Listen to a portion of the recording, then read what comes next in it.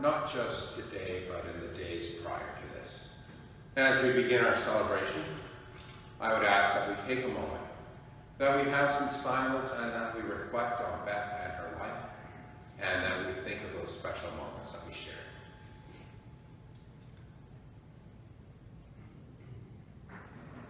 Please be seated.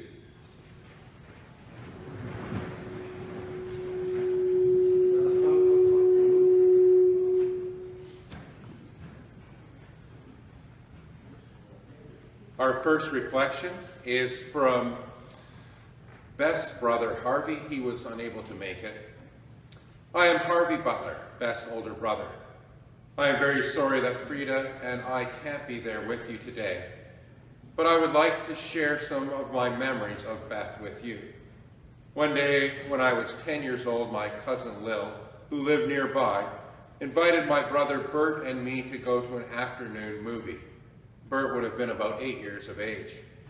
It seemed to me that it was the last day of school before the summer break, and I had probably thought that Lil was helping us celebrate the end of school. Jo may have come with us too, but I don't remember. She would have been only about 4 years old, so probably not. I also don't remember what movie we saw, but it seems to me that it was a theater on St. Clair Avenue. When we returned home after the movie, we found out that we had a new baby sister. Beth had been born at our house while we were out at the movies. Births at home were not unusual in those days. In fact, all 4 of us Butler kids were born at home. I am sure that Bert, Joan, and I weren't quite sure what had just happened, and I imagine we all did a lot of looking at this new stranger in the house before we accepted her into the family. I don't think Beth and I had much in common while we were growing up, since I was 11 years older than Beth. When I finished high school at 16 and began my first full-time job at 17, Beth would have just begun kindergarten. When I was in my late teens and early 20s, I worked at the TTC in their head office.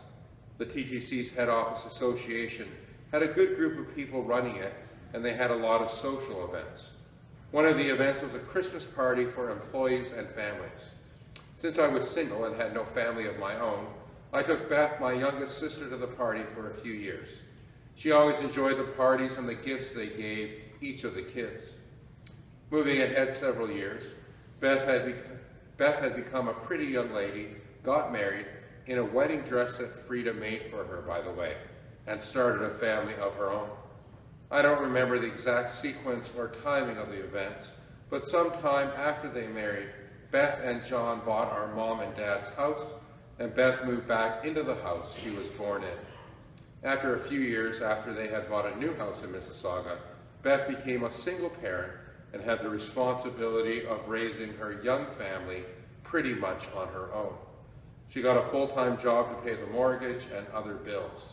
I am sure you will agree with me that Beth did a great job in raising Scott and Ian in a nice home and to be the fine young men that they are today.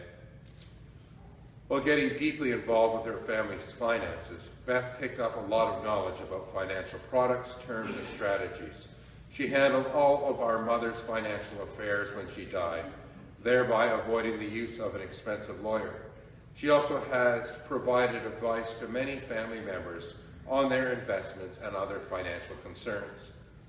Beth was very proud of her family, including her extended family after Scott married Wendy.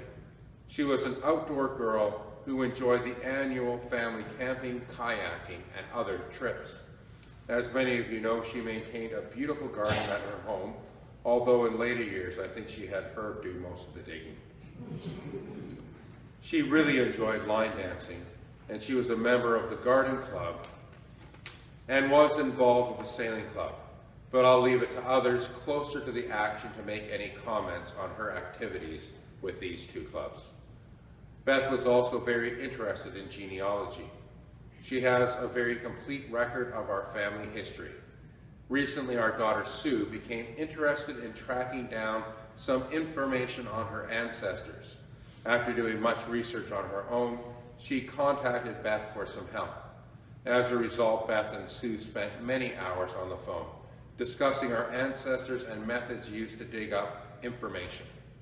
Beth and Sue became much closer these last few years because of their common interests and Beth's willingness to share information.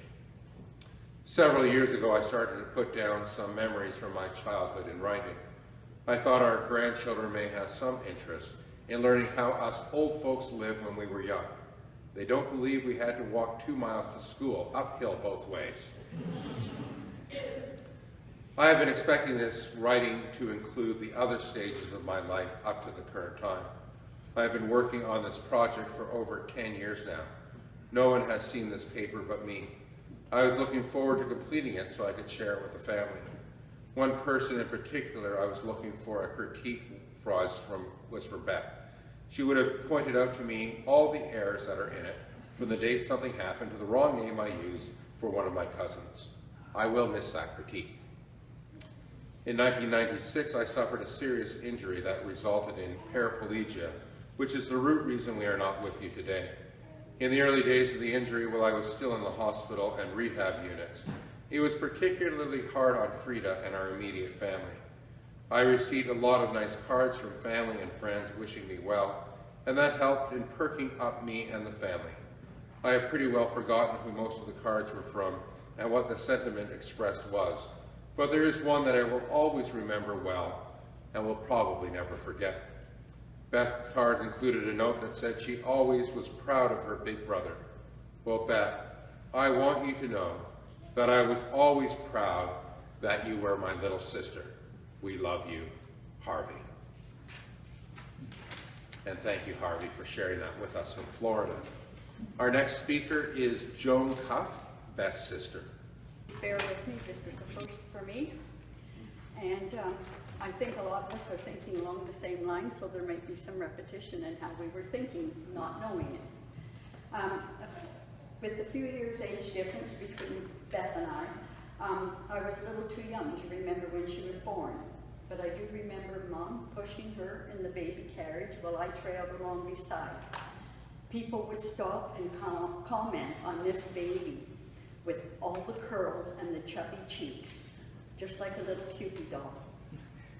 As I got older, when Mom would ask me to look after Beth or take her with me, I probably rolled my eyes or gave a sigh. But there was a girl on the street where we grew up who was a couple of years older than I, and she always reminded me of how excited I was when Beth was born. Apparently, I ran around announcing to the whole neighborhood that I had a baby sister. Even after we had grown up and married, if Mom and Dad introduced us to someone we had not met before, they would always add that Beth was the baby. Beth was our baby. Beth did not appreciate this.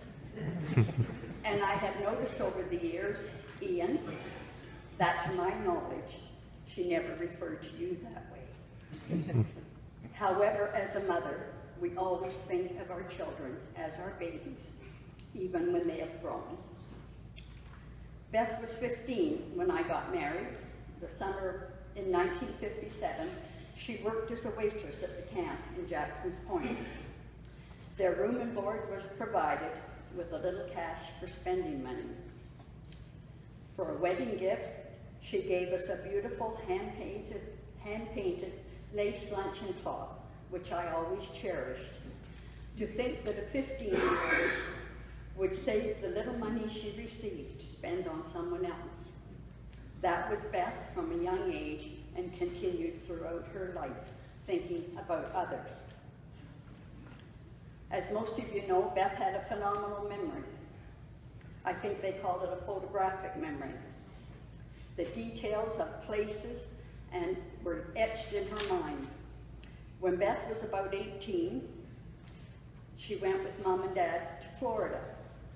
On this vacation, they visited a cousin who had lived in Florida for many years since he was a young man. I was astounded that decades later, she took Scott and me into Florida, drove right to our cousin's home. No maps and no need for GPS. Not for her. Beth had a thirst for knowledge, always wanting to seek out answers to things that she questioned and to learn as much as possible about the things she was interested in. I am sure she was glad when the time came to use Google and save so many trips to the library, where she spent so much time researching. Beth had many varied interests, including her love for gardening, which she certainly got from Dad. Her knowledge was very extensive, knowing the Latin names for many plants and trees, what kind of roots they had, where they should be planted, and how they should be cared for. Unlike me, who barely knows the common name of about a half a dozen plants. When Beth became interested in the genealogy, she would spend endless hours, weeks, days, and months doing research. This brought her into contact with people all around the globe. Going to England to meet a second cousin that she had corresponded with, and they became very good friends. Beth loved sailing, it has been mentioned before, and I'm sure it will be again, and was involved with the Mississauga Sailing Club, helping in many ways, whether it was ordering food for special events such as regattas, emailing and phoning members, or looking after the flower beds. I know that she made many friends there and always enjoyed their company. In 2000, Beth invited me to join her family and her friends on a sailing trip to the British Virgin Islands. 10 of us went on 2 boats, and I'm so glad I went. It was a different type of holiday that I otherwise would never have experienced. Beth was a wonderful wife, mother, daughter, and sister. To Scott and Ian, you know how proud she was of you. Also, she was so good to Mom and Dad. When Dad was sick and Beth was still working, the many trips she made from Streetsville to Innisfil and Barrie. The same when Mom had to go into a retirement home and shortly after into long-term care. Beth was there and looked after all of Mom's affairs. Beth was a great cook and a baker, making lovely meals. So often when I was there for lunch or dinner, I would always come home with new recipes. Beth enjoyed entertaining, cooking for other people, having friends and family over. When my husband Dolph was in the hospital for months before he passed away, Beth was afraid that I was not eating right. I don't think I ever looked undernourished. Just about every week the door would open and Beth would come in with her cooler and she'd say, "Meals on wheels, meals on wheels," and then she'd trot with the cooler and have all these prepared meals for me that I could just warm when I got home. She did not only do this for me, but she did it for many others. Beth was the one that would keep in contact with everyone, arrange family get-togethers, and has certainly been the thread to bind this family together. Even though Beth was younger, I always looked up to her and respected her. She was always there for me, and I am the one that depended on her. It is so hard to believe that she's no longer with us. I will miss our telephone chats or long chats on the phone, minimum of 1 hour usually. I will miss her so much. Beth, I will always love you. You're the best sister ever.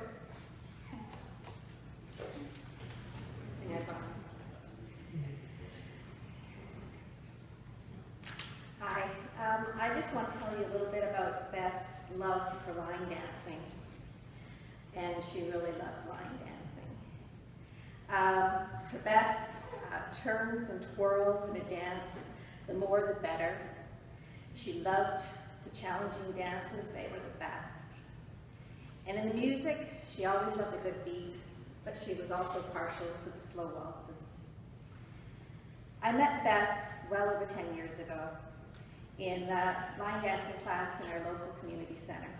It was a great class, and we signed up year after year. Eventually, I took over the class as instructor, and I asked Beth if she would be my assistant. She was the experienced dancer that would stand at the back of the class and so everyone could follow her. And she was also the eyes in the back of my head, letting me know how the class was doing when I couldn't see them. Many times I'd turn to the class and I'd say, "So, how are you doing? Is everybody getting it?" And they would all nod their head, "Yes, they're doing good." And there would be Beth at the back behind everybody else going, "No." Beth was well liked, and she was very appreciated in these classes. To the intermediates, she was a contemporary and a good friend. And to the beginners in the class, she was the really nice lady at the back that helped them with their steps, who had the patience and the time to give them. Now, dancing one night a week wasn't good enough for Beth and me, so we always found another class to attend on a Tuesday or a Wednesday night.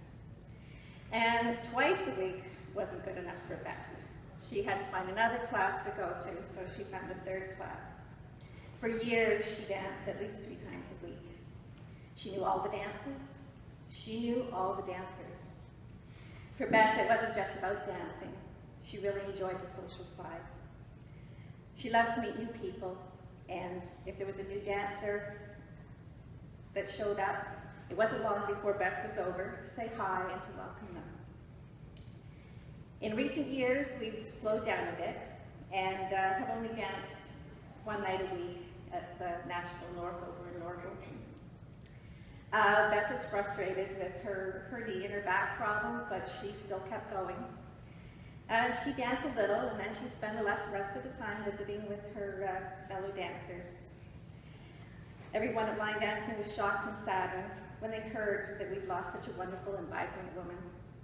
Beth will truly be missed by the line dance community.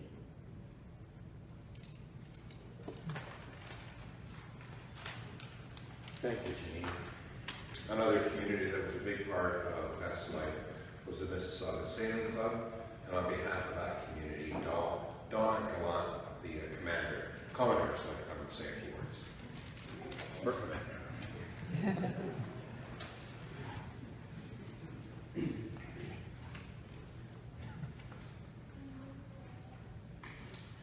Well, thank you, and on behalf of the Mississauga Sailing Club, I'm really pleased to be here today to celebrate Beth's life and just share a glimpse of her contributions to our club. We know that MSC was very important to Beth, but Beth was even more important to MSC.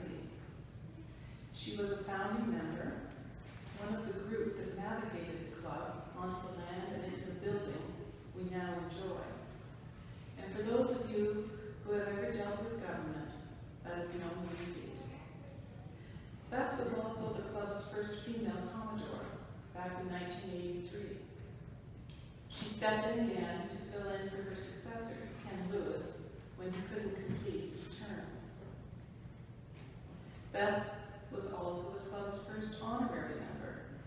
This distinction is given to people who serve the club in an extraordinary manner.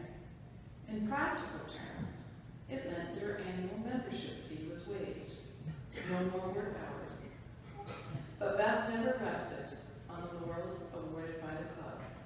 She continued to serve with the same energy and zeal as she always did, until just weeks before her death.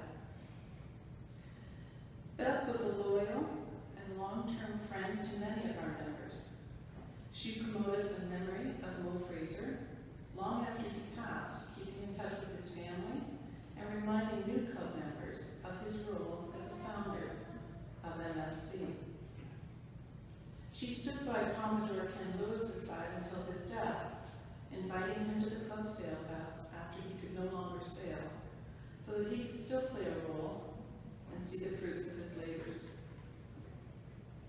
Beth was part of the infrastructure required to run any large event at the club, including the BNAC Regatta to Wayfair World competitions. She was the hub of our communication system, relaying messages between the executive and the membership, and heading up the phone team who reached out to the membership every time there was a significant special event, often coordinating the potluck dinner along the way. Our past Commodore Norm could always count on Beth's help with the sailing school. She loved to see young people get involved in sailing. And as Norm put it, Beth never missed an opportunity to drive down to the club to witness the first day sailing school carnage. And Beth was invaluable to new executive members like myself. Her common sense, razor-sharp memory, and willingness to share both was always appreciated. You never felt left high and dry when Beth was around. If there was a problem or you felt overwhelmed, you could count on Beth to step in and help. She was a consummate team player. And then there are Beth's gardens, the club's jewel in the crown. She had a hand-picked team to assist in the edging and general maintenance. Weeding, though, that was a whole different level. The job only assigned to those who clearly knew the difference between the weed and early growth of a prized plant. Too many errors in judgment? Quick demotion back. Some members, like Gary McElroy, tried to persuade Beth to turn our beautiful garden into the MSC logo. Fortunately, Beth's artistic soul prevailed, and her creativity is still present. We're now looking forward to creating the garden memorial for Beth. And Beth was a lot of fun. She got members line dancing in the early days of Sailors' gatherings. She looked great as a Hell's Angel or a cowboy for Halloween. She was reliable, she was hardworking, she was smart as a whip, and she was friendly. She didn't shy away from expressing her views, but she was also willing to compromise and agree to disagree. And most important, Beth never spoke ill of the person. Even though the behavior she might not like, the person remained respected. So, I gave this a lot of thought. How do we sum it all up? Why is Beth so important to the Mississauga Sailing Club? Well, it's because she was one of those people who helped mold the character of our club. Without people like Beth, we wouldn't have such an inclusive club. One where you don't need to feel part of a select group or a founding member in order to feel welcome and share your talents and your ideas. Beth didn't care about inner circles. She cared about making things happen. And you see, she also gave us depth of character by reminding us from time to time about our roots and those who had given so much to take us where we are today. Beth was a very positive force behind every single event at MSC. And so, Beth, rest assured that you will be missed, you will be remembered, and we'll do our best to keep those gardens blooming for years to come. For those of you who don't know, I'm Herbert's oldest son, so on behalf of my clan, I wanted to say something about Beth. To many people, passing means saying goodbye to someone we loved and cared for. But I simply think that passing means going on another journey. So to me, goodbye seems inappropriate. I instead would like to say thank you to Beth. Thank you to Beth for being a wife, companion, confidant, and sounding board for my father, Herb. At first I thought the reunion was like bringing two forces of nature together. I waited for the skies to darken and the hail and brimstone to follow due to their strong convictions and entrenched beliefs. However, mutual trust, respect, and affection for one another cleared the air quickly. Not that listening to them banter back and forth about this subject or that was not downright entertaining at times. The most frequent subject always arrived with the first melting snows of spring. It surrounded how long my father would spend at the homestead each month, and it was due to you teaching him one of your greatest passions, sailing. Though Herb never got you to jump off a mountain on a hang glider, you certainly took the time to teach him how to sail. To this day, one of his greatest joys is backing the trailer up to the water's edge and slipping the mirror into a lake up north that he's never sailed before. Knowing the weather up north can sometimes leave one rather damp for days, Dad would call down to tell you he was going to need a few more days at the homestead so he could squeeze in another tack around the lake. It is said, as evidenced by many in this room, that when you live inside such a relationship, you eventually begin to take on some of your partner's traits and mannerisms. I watched the subtle changes soften my father over the years, but had your unmistakable mark. Thanks, Beth. Thank you for being a mother to myself and to mother-in-law to my wife, Joanne. You were always there to freely share your knowledge on a wide range of subjects, from gardening and investment tips, but also your warm heart and family traditions. An example which seems quite appropriately timed to the season is the tradition of making a gingerbread house at Christmas. Naturally, Scott and Ian have many Christmas memories banked with a gingerbread house included. However, so do my children. Dad recorded one particular Christmas of my grandmother Hazel showing Neil and Ryan demolishing a gingerbread house that you had made and brought over for them. Interestingly enough, Joanne purchased a gingerbread house kit, and last night, Joanne, myself, and our granddaughter Ava put it together. It was the first one, it didn't look too good. This is but one example of traditions you brought into our family that will now be passed on to generations to come. You were always there to share investment tips with Joanne or to offer suggestions regarding landscaping around your home lot. Every spring we enjoy the scent of the Mayday tree blossoms you said to plant by our kitchen window. Joanne's office window in the front room burst with colors spring and fall after you told us, quote, "Chuck that damn builder's grade maple tree and plant it over a maple." I will forever remember the lecture on the perils of cutting my grass too short. Nightmares of an uncontrolled crop of weeds instead of a lawn had me quickly changing the lawnmower height setting. It was the only thick lawn in the entire neighborhood. I guess I selfishly kept your advice to myself, figuring they can all find their own expert.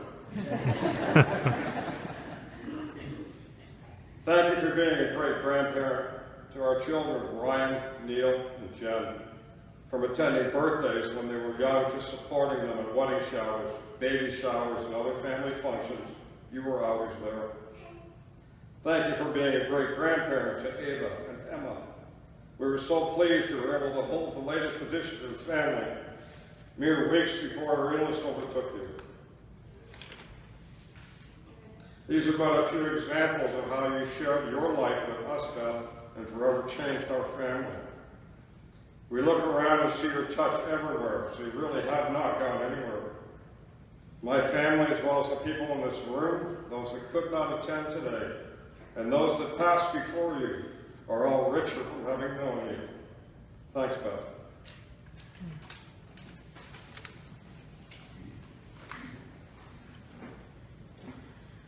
And on behalf of all of us, thank you to our speakers.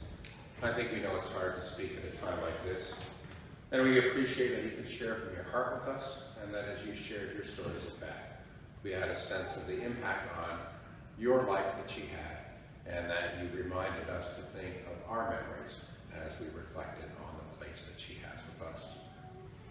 Our service will continue with a reading. It's called Miss Me, But Let Me Go. When I come to the end of the road, and the sun has set for me, I want no rights in gloom-filled rooms, why cry for someone set free? Miss me a little, but not too long, and not with your head bowed low. Remember the love that we once shared. Miss me, but let me go. For this is a journey that we all must take, and each must go alone.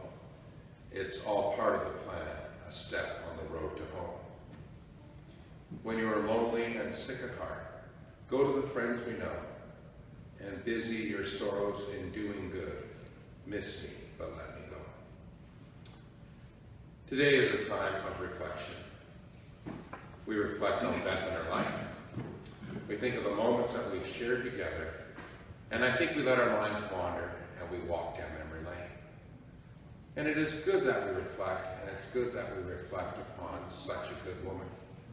Because as I listen to the various speakers share their memories with us, I noticed there was a constant. And the constant was that they talked about Beth. They talked about the moments that they'd shared. Then they talked with enthusiasm about the things that they admired about her and about the good person that she is. And I think it's important that we think on those two levels here this afternoon. Because if all we do is think about things that happened a long time ago, those memories will fade as we fade. But if we think of the things that Beth has given us, whether it's investment advice, to how to do good for others, to being that person that was there for you when you needed them, those things will grow and continue to be a part of our lives as we go about our living. And I would suggest to you that we honor Beth in our living by sharing those things that she shared with us of value, of remembering to be there for others, of bringing that enthusiasm to all that we do, of being that good mother and being that good spouse and being that good friend and being that good sibling that impacted so many people. Because I truly think that is how we honor people who have gone on before us, by remembering to make them a part of our life as we go on living. And I think in doing that, they continue to be a part of our world, they continue to be a part of our lives, and I think they continue to be a part of our future. And so we reflect today. We reflect today on a life that was well lived. We reflect upon those things that made Beth special, and we reflect upon the place that she has in our living. And I know as we do that, we think of others who have gone on before. We think of the meaning of life. We think of some of those questions of the hereafter. And I know as we do that, we don't understand all. But there is a sense that Beth is always with us. There's a sense that her life has deep meaning to us and beyond. And there is a sense that she will carry on in us, the living. So as we think and reflect on Beth and her life, what I would ask is that we stand, that we take that moment of memory, that we quietly say our goodbyes. At the conclusion of that, her family will say goodbye, and I ask that we follow them out of the chapel area. Please stand.